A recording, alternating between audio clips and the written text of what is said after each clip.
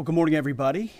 Just arrived last night back from NATO, 2 days apart from my battle buddy, so it's good to see him this morning.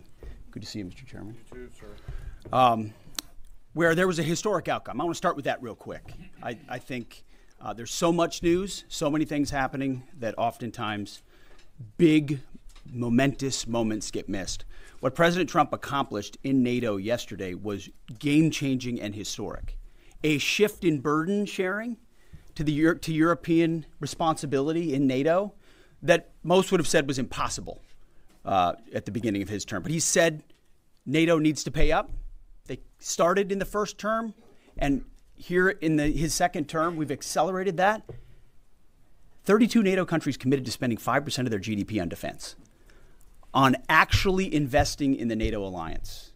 So I hope with all the ink spilled, all of your outlets find the time to properly recognize this historic change in continental security that other presidents tried to do, other presidents talked about.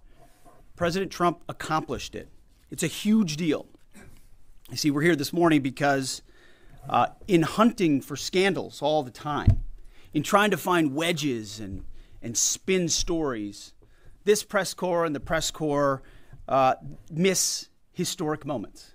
You miss historic moments like 5% at NATO, which when you hear, I was in the closed door briefing. I wish there could have been cameras in there. When you heard the prime ministers and presidents of other countries, to a man and to a woman, looking at President Trump and saying, this never could have happened. Never would have happened. It seemed impossible 5 years ago, 2 years ago, 8 years ago. But here we are because of your leadership. If you asked them the question, I bet they'd say the same thing. But searching for scandals, you miss historic moments, like recruiting at the Pentagon. Historic levels in the Army, the Air Force, and the Navy. Yeah, maybe there'll be a little mention here or there, but because it was under President Trump's leadership, because Americans are responding to him as commander-in-chief, the press corps doesn't want to write about it. Or bring us to the topic of the moment, the highly successful strikes in Iran. Let me read the bottom line here. President Trump directed the most complex and secretive military operation in history. And it was a resounding success, resulting in a ceasefire agreement and the end of the 12-day war. There's been a lot of discussion about what happened and what didn't happen. Step back for a second. Because of decisive military action, President Trump created the conditions to end the war, decimating, choose your word, obliterating, destroying Iran's nuclear capabilities.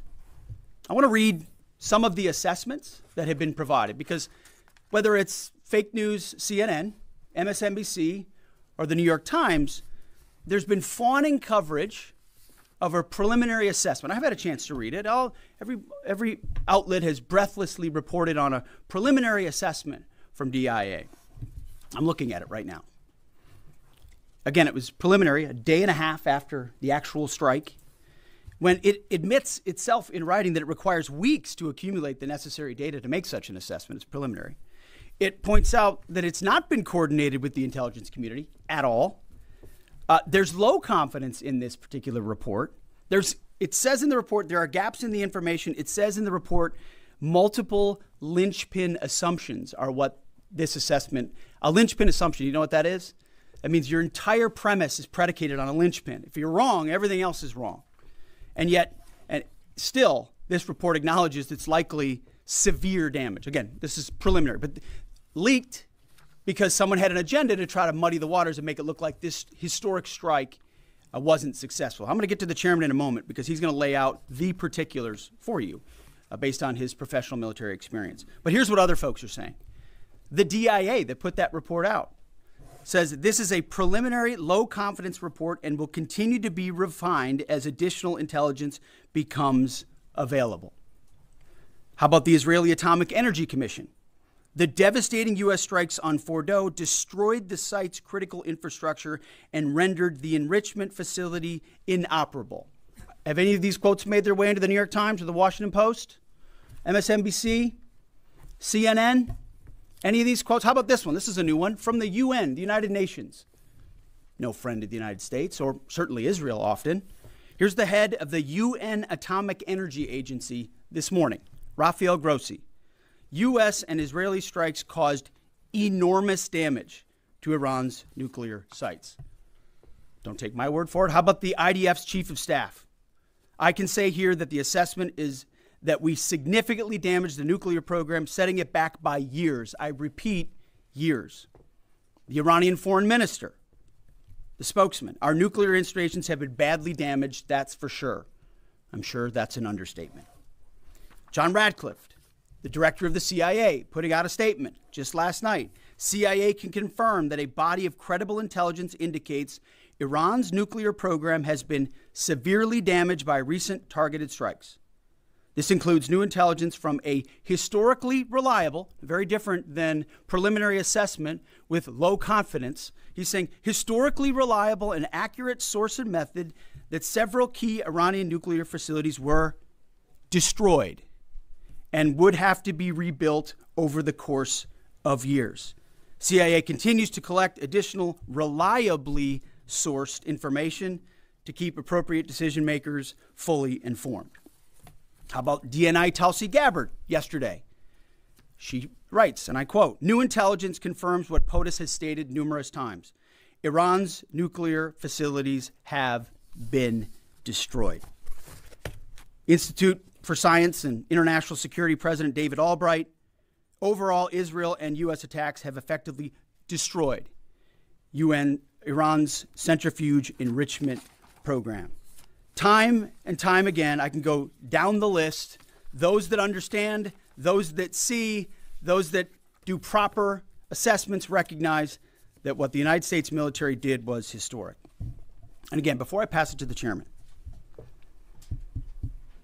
because you, and I mean specifically you, the press, specifically you, the press corps, because you cheer against Trump so hard, it's like in your DNA and in your blood to cheer against Trump, because you want him not to be successful so bad, you have to cheer against the efficacy of these strikes.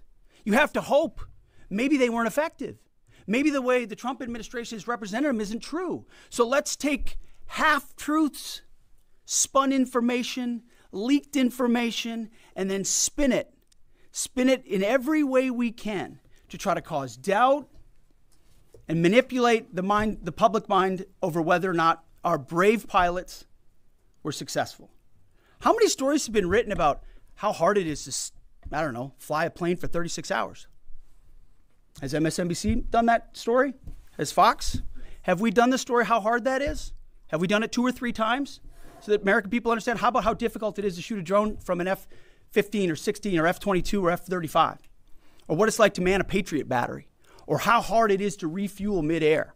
Giving the American people an understanding of how complex and sophisticated this mission really was.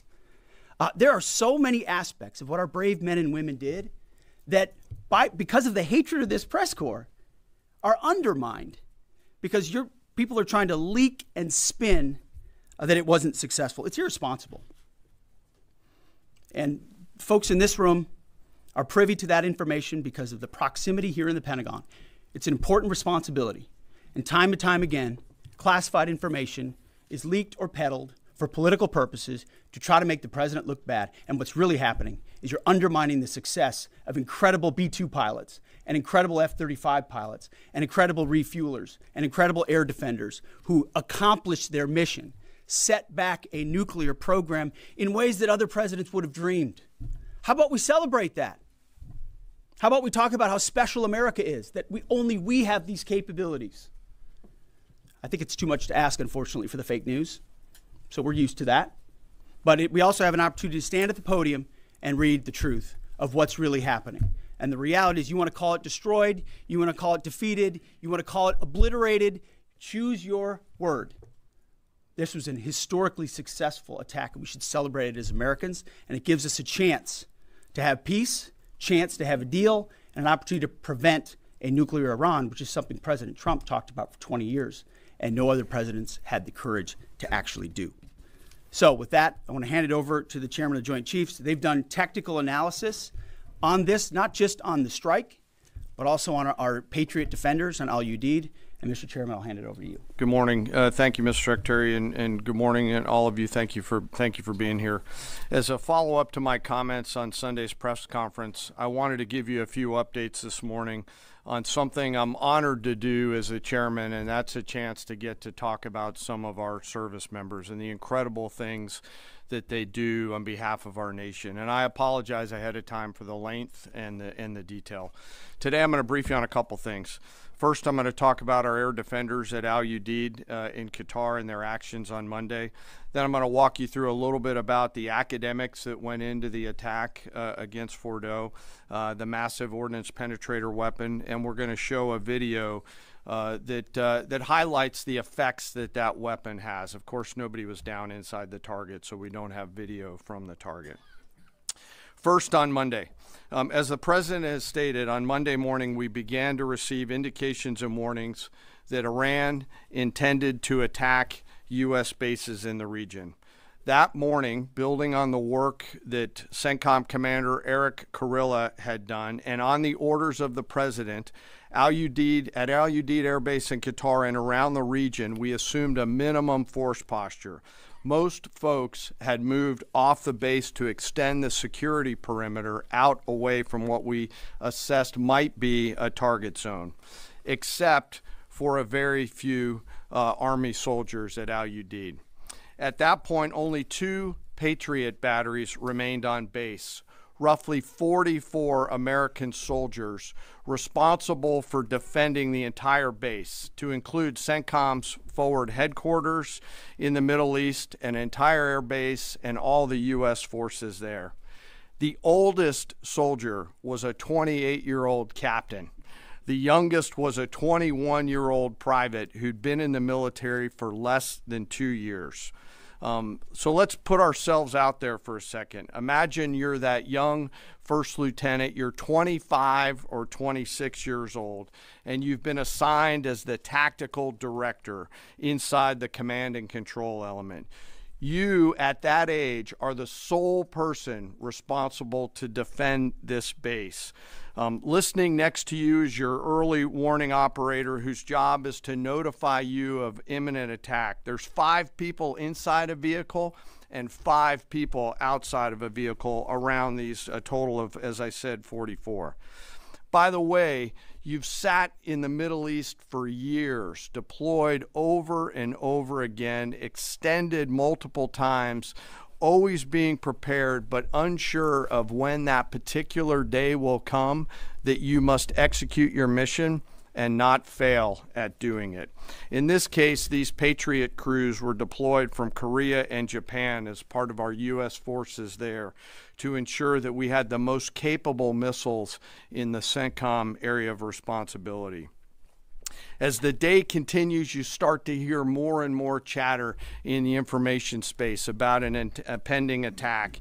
And as the sun starts to set in the west, you get orders from your higher headquarters to make sure that your missile batteries are pointed to the north. There are just a few other teammates. It's hot, you're getting nervous, and you expect an attack. Outside of those Patriot vehicles, your hot crew, which is 1 NCO and 4 additional soldiers, turns a key and relinquishes control of those missiles to that young lieutenant inside the vehicle, and you wait. You know that you're going to have approximately 2 minutes, 120 seconds to either succeed or fail. And then at approximately 12:30 p.m. on Monday, that's 7:30 p.m. in Qatar, as the sun sets in the west, Iran attacks. As the targets were detected, round after round of Patriot missiles are ejected from their canisters by an initial launch charge. Then the main solid rocket motor ignites. You can feel this in your body if you've ever been around a Patriot taking a shot. And round after round goes out and guides against those missiles coming inbound. We believe that this is the largest single Patriot engagement in U.S. military history. And we were joined in this engagement by the Qatari Patriot crews. I'm not going to tell you how many rounds were shot, but it was a bunch. because of classified purposes. And we're aware that there's reports of something getting through. What we do know is there was a lot of metal flying around. Between attacking missiles being hit by Patriots, boosters from attacking missiles being hit by Patriots, the Patriots themselves flying around, and the debris from those Patriots hitting the ground, there was a lot of metal flying around. And yet our U.S. air defenders had only seconds to make complex decisions with strategic impact. These awesome humans, along with their Qatari brothers and sisters in arms, stood between a salvo of Iranian missiles and the safety of Al-Udeid. They are the unsung heroes of the 21st century United States Army. And I know a lot of you have seen the videos online and the excitement as those Patriots departed their launchers and went up and guided. This really demonstrates the combat capability and capacity of our Army air defenders. Simply stated, they absolutely crushed it. If you'd flip this over, thanks. Let me next move to a walkthrough of the GBU-57 massive ordnance penetrator weapon and share a little bit about the planners who did this and their work on the weapon. First, let me set the stage for you. There's an organization in the U.S. called the Defense Threat Reduction Agency, DTRA. DTRA does a lot of things for our nation, but DTRA is the world's leading expert on deeply buried underground targets. In 2009, a Defense Threat Reduction Agency officer was brought into a vault at an undisclosed location and briefed on something going on in Iran. For security purposes, I'm not going to share his name. He was shown some photos and some highly classified intelligence of what looked like a major construction project in the mountains of Iran. He was tasked to study this facility, work with the intelligence community to understand it, and he was soon joined by an additional teammate. For more than 15 years, this officer and his teammate lived and breathed this single target, Fordow, a critical element of Iran's covert nuclear weapons program. He studied the geology. He watched the Iranians dig it out. He watched the construction, the weather, the discard material, the geology, the construction materials, where the materials came from. He looked at the vent shaft, the exhaust shaft, the electrical systems, the environmental control systems, every nook, every crater, every piece of equipment going in and every piece of equipment going out. They literally dreamed about this target at night when they slept. They thought about it driving back and forth to work, and they knew from the very first days what this was for. You do not build a multi-layered underground bunker complex with centrifuges and other equipment in a mountain for any peaceful purpose. They weren't able to discuss this with their family, their wives, their kids, their friends, but they just kept grinding it out. And along the way, they realized we did not have a weapon that could adequately strike and kill this target. So they began a journey to work with industry and other tacticians to develop the GBU-57. They tested it over and over again, tried different options, tried more after that.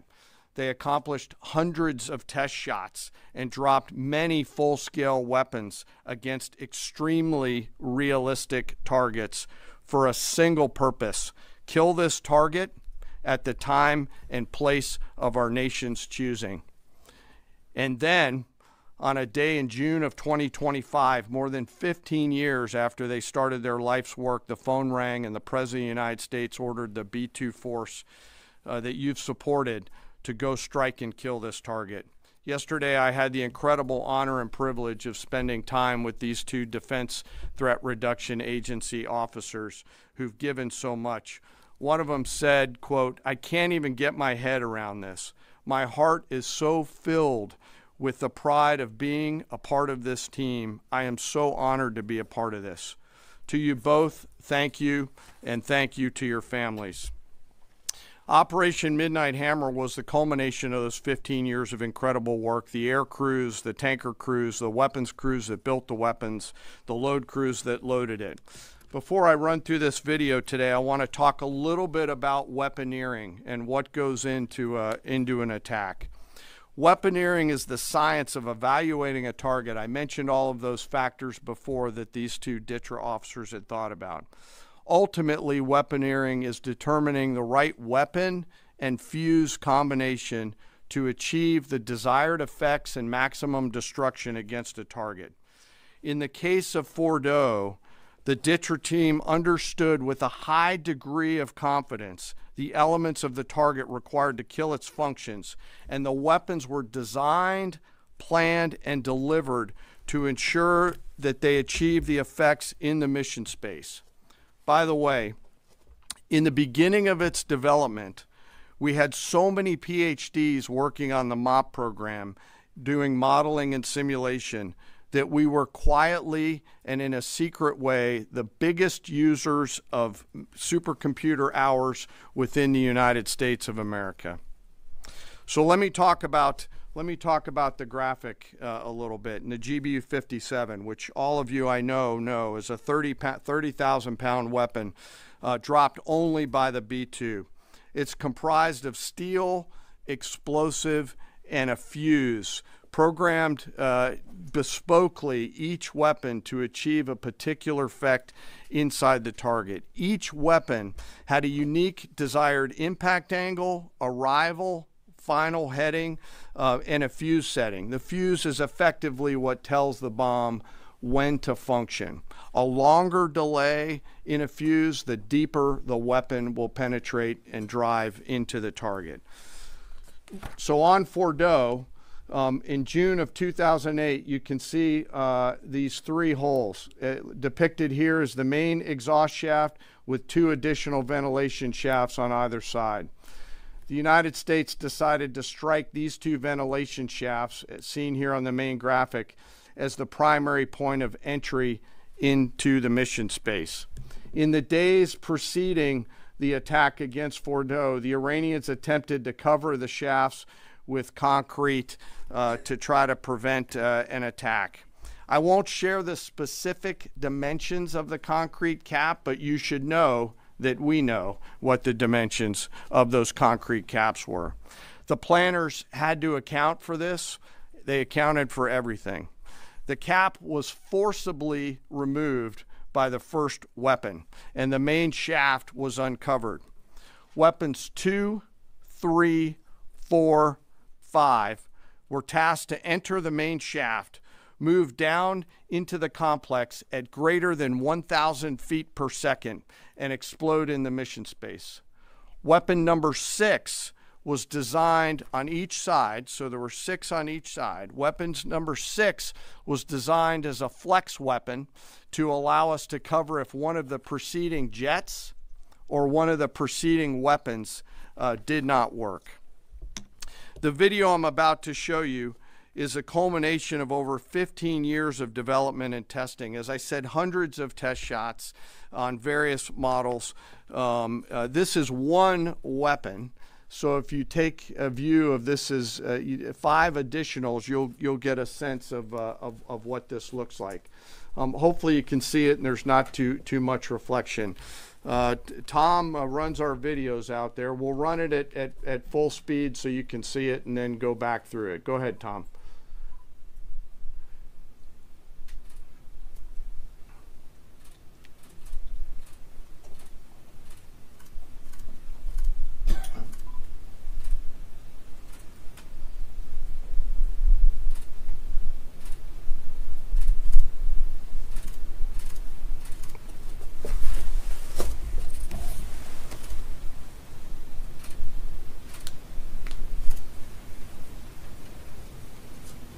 Keep it going for a minute. You'll see inside the mission space.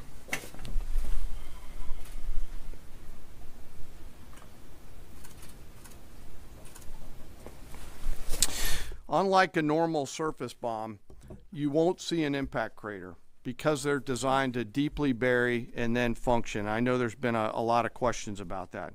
All 6 weapons at each vent at Fordo went exactly where they were intended to go. A bomb has three effects that causes damage: blast, fragmentation, and overpressure. In this case, the primary kill mechanism in the mission space was a mix of overpressure and blast, ripping through the open tunnels and destroying critical hardware. The majority of the damage we assessed based on our extensive modeling was a blast layer combined with the impulse extending from the shock. Imagine what this looks like 6 times over. A point that I want to make here: the Joint Force does not do BDA. By design, we don't grade our own homework. The intelligence community does. But here's what we know following the attacks and the strikes on Fordo. First, that the weapons were built, tested, and loaded properly. 2, the weapons were released on speed and on parameters. 3, the weapons all guided to their intended targets and to their intended aim points. 4, the weapons functioned as designed, meaning they exploded. And we know this through other means, intelligence means that we have, that were visibly, we were visibly able to see them. And we know that the trailing jets saw the first weapons function, and the pilots stated, quote, "This was the brightest explosion that I've ever seen. It literally looked like daylight." Let me now turn to the bomber crews themselves, give you a few details about them. The crews that attacked Fordo were from the active duty Air Force and the Missouri Air National Guard. The crews ranked from captain to colonel, and most were graduates of the Air Force Weapons School headquartered at Nellis Air Force Base in Nevada. I will state for the record that there is no beach volleyball or football at the Air Force Weapons School. They were male and female aviators on this mission. And a crew member told me when I talked to them on video the other day that this felt like the Super Bowl, the thousands of scientists, airmen, and maintainers all coming together. One last story about people. When the crews went to work on Friday, they kissed their loved ones goodbye, not knowing when or if they'd be home. Late on Saturday night, their families became aware of what was happening. And on Sunday, when those jets returned from Whiteman, their families were there. Flags flying and tears flowing. I have chills literally talking about this.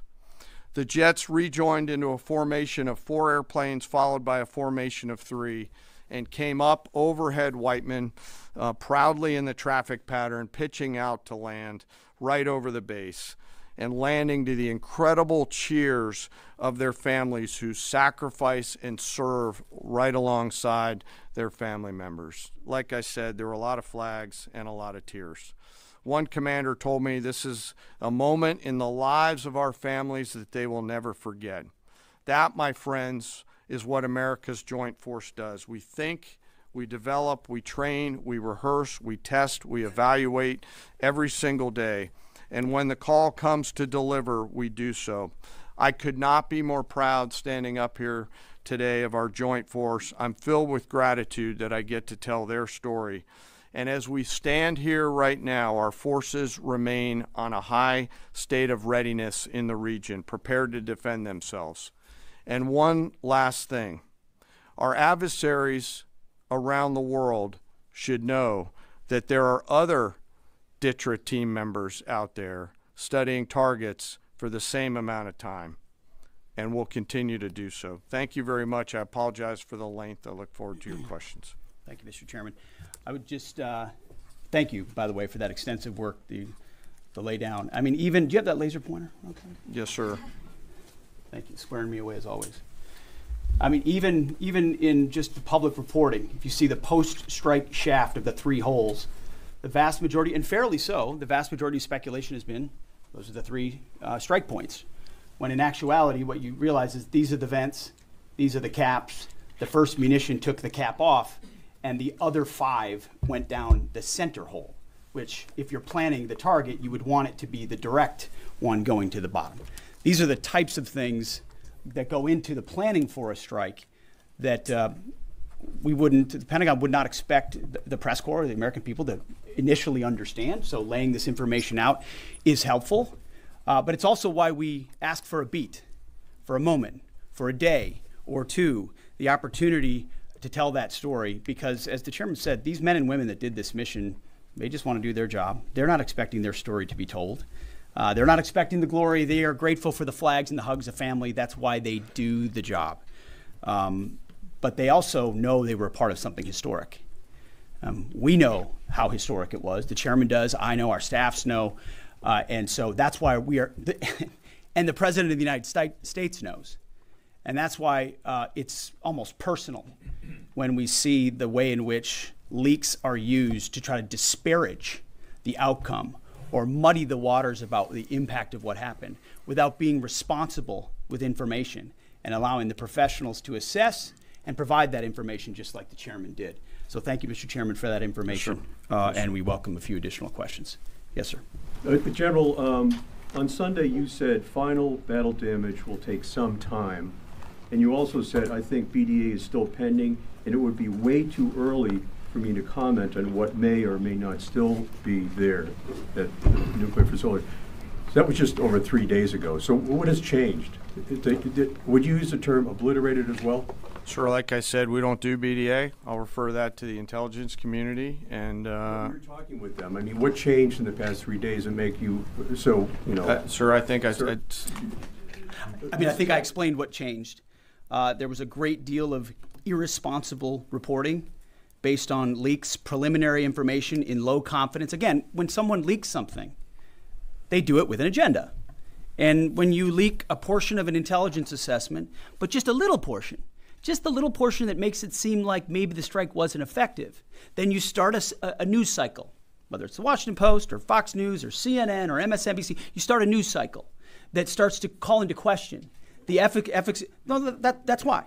So you bring the chairman here, who's not involved in politics. He didn't do politics. That's my lane to understand and translate and talk about those types of things. So I can use the word obliterated. He could use defeat, destroyed, assess, all of those things. But ultimately, we're here to clarify what these weapons are capable of, which anyone with, two eyes, some ears, and a brain can recognize that kind of firepower with that specificity at that location and others is going to have a devastating effect. So we all recognize there will be days and weeks ahead. That's why yesterday I said, if you want to know what's going on at Fort O, you better go there and get a big shovel, because no one's under there right now. No one's under there able to assess, and everyone's using reflections of what they see. And that's why the Israelis, the Iranians, the IAEA, the UN, to a man and to a woman who recognize the capability of this weapon system, are acknowledging how destructive it's been. So that's what's changed. Just 3 or 4 days later, what changed? See, this is a point. This is how difficult it is to actually manage. You just watched a video of what this weapon is capable of. That's where we find our confidence, is in the skill of men and women and the capability of the systems they employed, and the recognition so far in the reflections that it was a highly successful mission. Sure, I think you could, I'd say go out, the IC should be able to help you answer that question. They look at a variety, as the Secretary has alluded to, we look at a variety of things. I don't do that, they do. All different sources of intel, which I'd refer you to them to get clarity on the end state. So again, I go back to the IC, whether it's Director Radcliffe or ODNI Gabbard. I read the statements at the beginning. They're the ones aggregating the intelligence, and they're saying nuclear facilities were destroyed and would have to be rebuilt over a number of years. Facilities were destroyed. What do we got right here?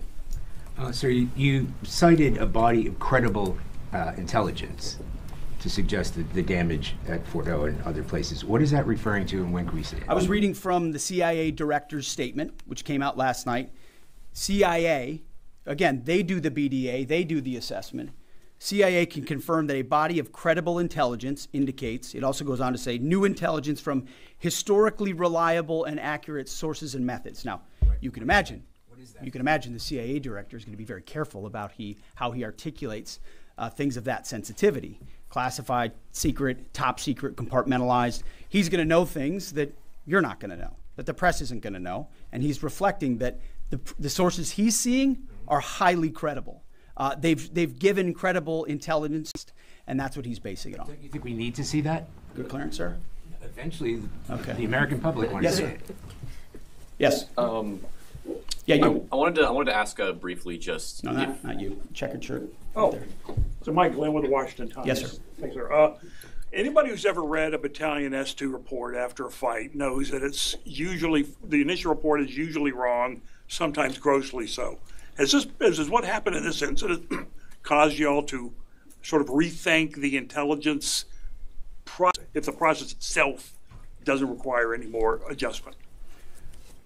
Well, I can tell you what the chairman told me in the Situation Room and reminded us all, which is alongside what you just said, sir, is that the first reports are almost always wrong. They're almost always incomplete, right? Anything, whether it's a squad level operation or a strategic level operation, the initial reflections you get are coming at you at a high rate of speed from a lot of different sources. So your job is to step back and assess them. And that's why we're urging caution about premising entire stories on biased leaks to biased publications trying to make something look bad. How about we take a beat, recognize first the success of our warriors, hold them up, tell their stories, celebrate that, wave an American flag, be proud of what we accomplished. And in the meantime, I can assure you, the chairman and his staff, the intelligence community, our staff and others are doing all the assessments necessary to make sure that mission was indeed successful. Yes, right there. Sir, thank you, Mr. Secretary. Iran has recognized that their nuclear program was indeed severely damaged, but they also said that the U.S. strikes only strengthened their ability and their determination to complete their nuclear program. How do you respond to that, sir? Is that a provocation from Iran?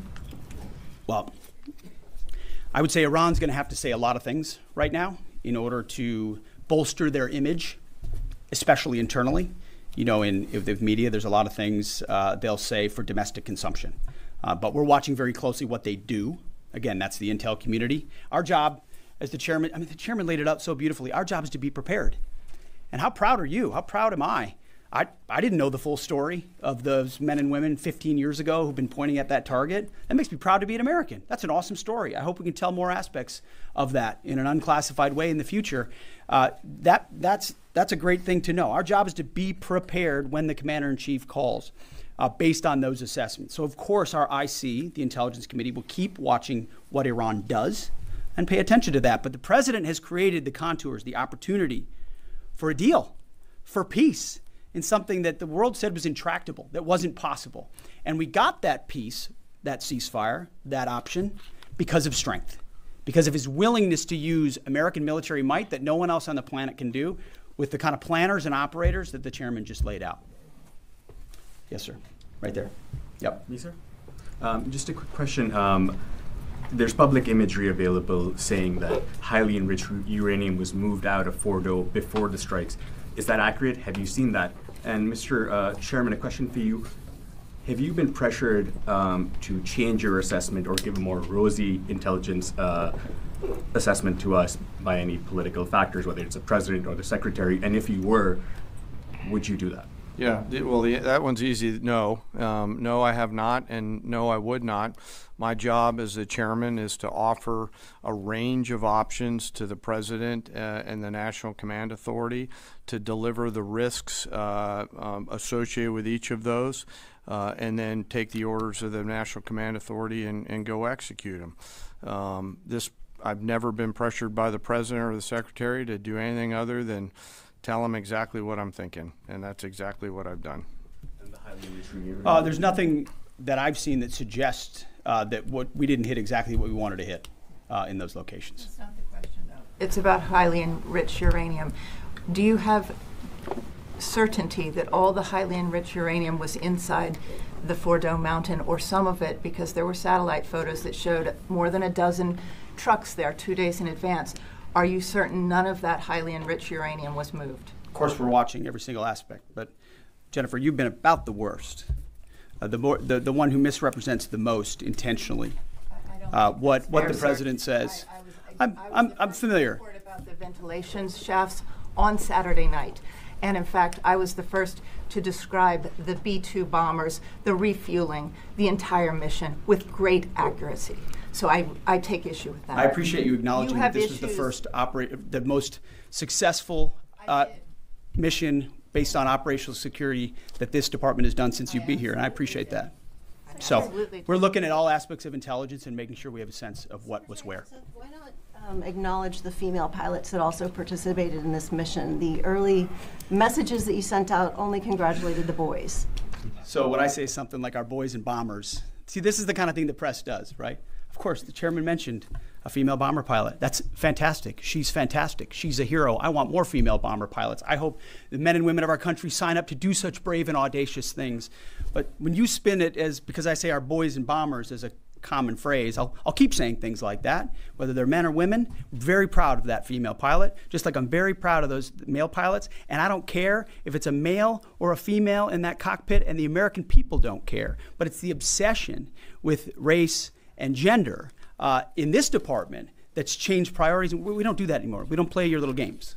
Yes, So you right know there. for certain that the uranium was removed from the facility before the B-2 struck? So I'm not aware of any intelligence that I've reviewed that says things were not where they were supposed to be, moved or otherwise. Yes. Kelly Meyer with News Nation, and just off the top, want to say we're grateful for the service of these pilots and everybody that serves.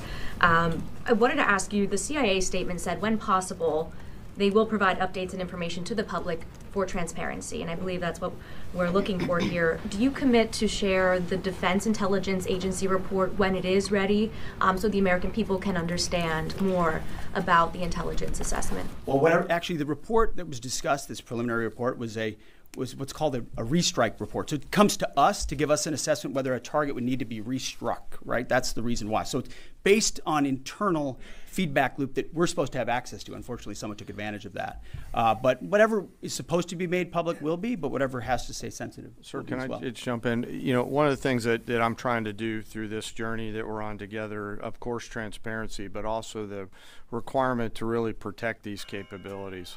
I guess the time's up. So there's a balance in there, right? We do need to preserve options should the nation and the joint force be tasked to go do something again. So I'm confident we'll find the middle ground, but there are some things that if asked, I'd want to not release related to. So we're going to leave it right there. I want to thank the heroism of our men and women in the military. What they accomplished is truly historic. Setting back the Iranian nuclear program, untold number of years. It was a devastating attack. We appreciate you covering it. Thank you very much, Yes, sir. Chairman. Thank you. Talk a little bit more about the role, sir.